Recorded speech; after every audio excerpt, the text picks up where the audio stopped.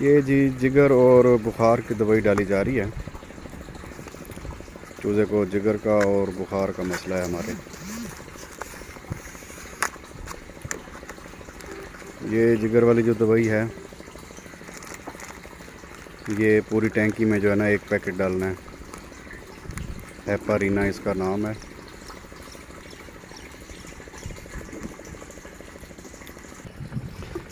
اچھی طرح مکس کریں گے اس کو تاکہ دوائی اچھی طرح حل ہو جائے.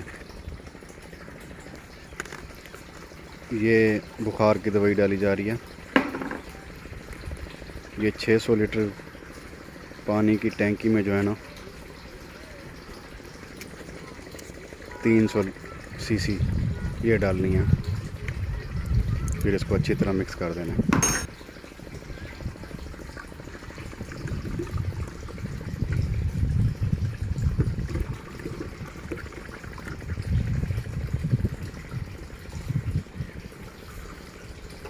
اچھی طرح جو ہے نا اس کو مکس کریں گے تاکہ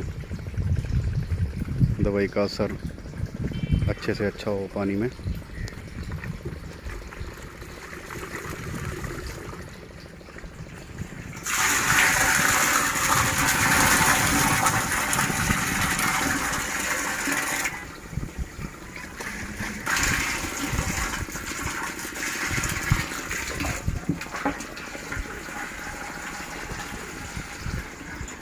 بعد میں اندر دوائی گئی ہوئی ہے تو اس میں بھی اچھی طرح اس کو مکس کر دیں گے.